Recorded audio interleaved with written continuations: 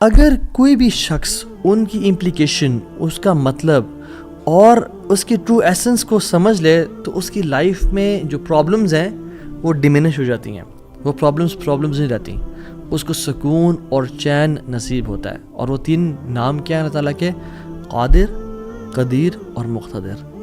ان تینوں کا تقریباً ایک ہی مطلب ہے، قاف، دال اور را ان کا روٹ ورڈ ہے۔ قادر قرآن میں 12 دفعہ آیا ہے، قدیر 45 ٹائمز آیا ہے اور مقتدر 4 دفعہ آیا ہے، وچ شوز کہ اللہ سبحانہ وتعالیٰ ہر چیز پر فل قدرت رکھتے ہیں، اللہ تعالیٰ ہر چیز پر قادر ہیں، اللہ تعالیٰ اسباب کے محتاج نہیں ہے، وہ ہر بند دروازہ کھول سکتے ہیں۔ مقتدر کا مطلب تو سبحان اللہ یہ ہوتا ہے کہ اس میں نا قدیر کی بھی بلاغت ہے، یعنی جو ہر چیز پر مکمل قدرت رکھتا ہے۔ آپ لے لیں مثالیں، یوسف علیہ السلام کی اگزامپل دیکھ لیں۔ ایک بچہ جو کہ بالکل اپنے انفینٹ سے نکل رہا تھا، اس کو کنویں میں پھینک دیا گیا، وہاں سے اس کو قافلے نے پرچیز کیا اور بالکل for pennies he was sold, اور عورت نے حملہ کیا ان پہ، گناہ کرنا چاہا، جیل میں ڈال دیا گیا ان کو، ٹھیک ہے۔ وہ شخص جو کنویں میں پھینکا گیا، جو جیل میں ڈالا گیا، جو اتنا بے بس کہ نہ باپ نہ ماں نہ بھائی، بالکل مصر میں ان نون اسٹرینجر، اور وہ جیل میں بھی ہو، نو کانٹیکٹس نو پی آر، کیا بنے گا اس کا؟ القدیر نے، المقتدر نے اس کو وہاں سے اٹھا کے ایجپٹ کے تخت پہ بٹھا دیا۔ اللہ ہر چیز پر قادر ہے۔ ابراہیم علیہ السلام، باپ بھی چھوڑ گیا، باپ نے کہا تجھے میں رجم کر کے مار دوں گا، ہر کوئی ساتھ چھوڑ گیا، حتیٰ کہ سب جمع ہو گئے ان کے خلاف اور ان کو برہنہ کر کے کیٹاپلٹ میں ڈال دیا، اور وہاں سے جب آگ میں ڈالنے لگے تو کیا پڑھا ابراہیم نے؟ حسبی اللہ و نعم الوکیل، مجھے اللہ کافی ہے۔ اور کیا ہی وہ نعم الوکیل، کیا بہترین دوست ہے، کیا بہترین کارساز ہے وہ۔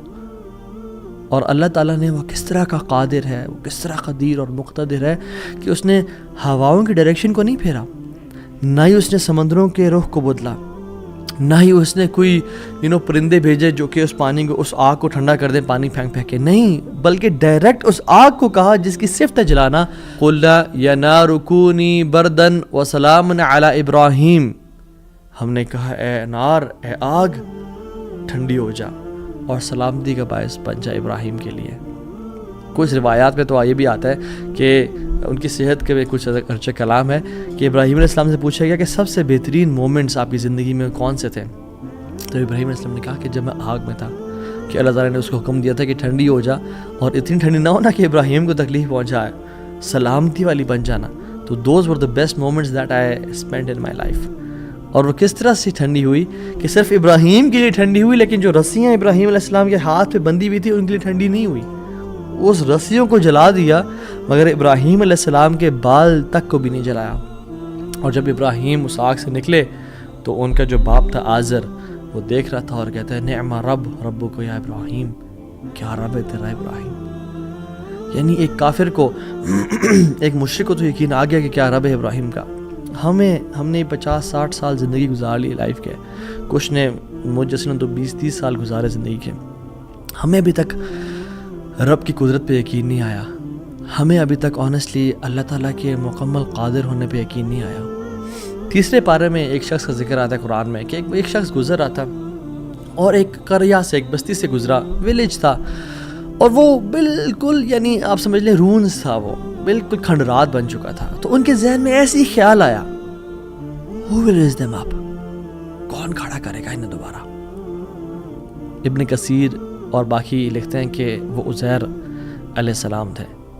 خیر نیورتھلیس اللہ تعالیٰ نے ان کو موت دے دی، اور موت دینے کے بعد جب اٹھایا تو کہا کہ کتنا عرصہ تم پڑے رہے ہو اس جگہ پہ؟ تو کہا کہ دن کا کچھ حصہ۔ اللہ تعالیٰ نے کہا کہ تم 100 سال مردہ رہے ہو یہاں پہ، اور ان کا جو حمار تھا، جو گدھا تھا، وہ پیرش ہو گیا، اس کو یعنی کھا کے کیڑے مکوڑے، مٹی نے اس کو ڈیکمپوز کر دیا، لیکن جو ان کا کھانا تھا، اللہ اکبر کیسا قادر ہے اللہ تعالیٰ۔ فانظر الی طعامک وشرابک لم یتسنہ، اپنے کھانے کو دیکھو اور اپنے پینے کو دیکھو، اس کو کسی نے چھوا بھی نہیں ہے، کھانا ہم باہر سے آرڈر کرتے ہیں, کچھ کھا لیں تو فریج میں نہ رکھیں, اور ایک دن گزر جائے تو وہ باسی ہو جاتا ہے, خراب ہو جاتا ہے. ایک دن کھانا برداشت نہیں کر سکتا, لیکن 100 years گزر گئے, کھانے کو کسی نے چھوا بھی نہیں. اور جو حمار تھا, جو گدھا تھا ان کا, وہ بالکل پیرش کر گیا اور ڈیکمپوز ہو گیا. اور عزیر علیہ السلام کے نظروں کے سامنے اللہ نے اس کو دوبارہ کھڑا کر دیا. کیا کہتے ہیں سب دیکھ کے, اللہ کی قدرت کے مناظر دیکھ کے, جب اللہ کی کامل قدرت دیکھی اور اتھارٹی اوور تھنگس دیکھی, تو کیا کہا, قلنا اعلم ان اللہ علی کل شیء قدیر. قال اعلم ان اللہ علی کل شیء قدیر, میں جان گیا ہوں کہ اللہ تعالیٰ ہر چیز پر قادر ہے. واللہ العظیم میرے بھائیو اور بہنوں, اس سینٹنس میں نا بڑا مزہ ہے, بڑی لذت ہے, بڑا نشہ ہے. اگر انسان جان لینا کہ میرا رب ہر چیز پر قادر ہے, تو خدا کی قسم ہماری پریشانیاں, ٹینشنز, انزائٹی سب ختم ہو جائے گی. تو آپ نے گھبرانا نہیں ہے انشاءاللہ, ٹھیک ہے. اگر ایک چیز زندگی میں آپ کی ہے جو اس لیسن کا جو ہے نا, آج کے سبق کا جو, آج کے جو اس پوڈ کاسٹ شو کہہ لیں اس کو آپ, اس کا جو کرکس ہے وہ یہ ہے, اگر آپ اللہ والے بن جائیں تو اللہ اپنے بندوں کا امتحان تو لیتا ہے مگر اسے کبھی ضائع نہیں کرتا. اللہ اکبر. اس کو لکھ لیں اپنے ذہن پہ اور ساری زندگی اس کو پکڑ کے رکھیں. اگر آپ اللہ والے بن جائیں تو اللہ سبحانہ و تعالیٰ اپنے بندوں کا امتحان تو لیتا ہے کہ میرا بندہ سچا ہے یا نہیں, میرا ہے یا نہیں, لیکن خدا کی قسم کبھی ضائع نہیں کرتا. شرط یہ ہے کہ آپ اللہ والے بن جائیں اور نیت صاف ہونی چاہیے. تو میں آپ سے نا آج 3 بیسک پرنسپلز کی بات کروں گا کہ آپ نے اپنی لائف میں کرنا کیا ہے. پہلی چیز, نیت صاف کرنی ہے. اگر آپ اللہ والے بن جائیں اور اپنی نیت آپ صاف کر لیں, اللہ تعالیٰ آپ کو کبھی ضائع نہیں کرے گا. صحیح بخاری کی حدیث ہے, بنی اسرائیل کا واقعہ ہے, اوتھینٹک صحیح بخاری کی حدیث ہے. ایک شخص, اس کو 1000 دینار چاہیے تھے, 1000 دینار چاہیے تھے. وہ ایک شخص کے پاس گیا, اپنے جاننے والے کے پاس, اور کہا کہ مجھے 1000 دینار چاہیے. تو اس نے کہا کہ ٹھیک ہے میں تجھے دے دوں گا, بس تو ضامن ایک لے آ جو اس کی ضمانت دے, اور گواہ لے آ, میں تمہیں دے دوں گا, مجھے پرابلم نہیں ہے. وہ شخص مسکین تھا, کوئی اس کو جاننے والا نہیں تھا, لیکن اللہ والا تھا وہ. اس نے کہا دیکھ میری بات سن, میرا ضامن بھی اللہ ہے اور میرا گواہ بھی اللہ ہے. میں اللہ کو گواہ بنا کے کہہ رہا ہوں کہ میں تمہیں واپس کروں گا. اس کو اس بندے کی تقوی پہ یقین آیا اور اس نے کہا کہ چلو میں دے دیتا ہوں, یہ اللہ کو گواہ بنا رہا ہے, اتنا بڑا جھوٹا تو نہیں ہوگا.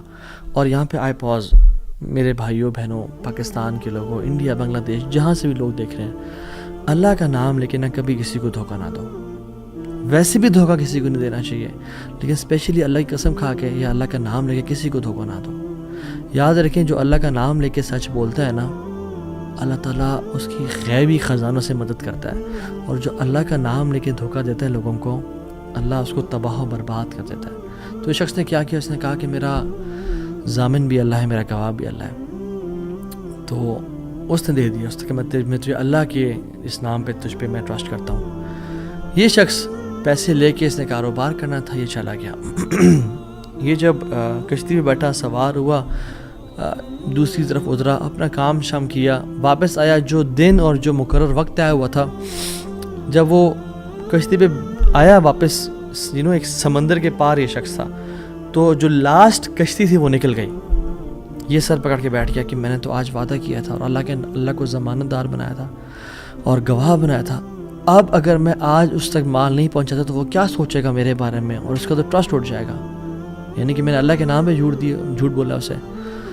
تو آخری کشتی چلی گئی تھی. اس کے بعد جو کشتی نے اس دن جانا نہیں تھا, تو اس نے کیا کیا کہ یا اللہ میں نے تجھے ضمانت دار بنایا ہے اور تجھے میں نے گواہ بنایا ہے, تو تیرا کام ہے اس مال کو پہنچانا. اس نے ایک ووڈ لاگ لیا, اس میں سوراخ کیا, اس میں اس 1000 دینار, سبحان اللہ, 1 دینار از اے گولڈ کوائن. اور آپ ایک گولڈ کوائن کی آج آپ ورتھ لگا لیں, ان لیکس, ان ملینز.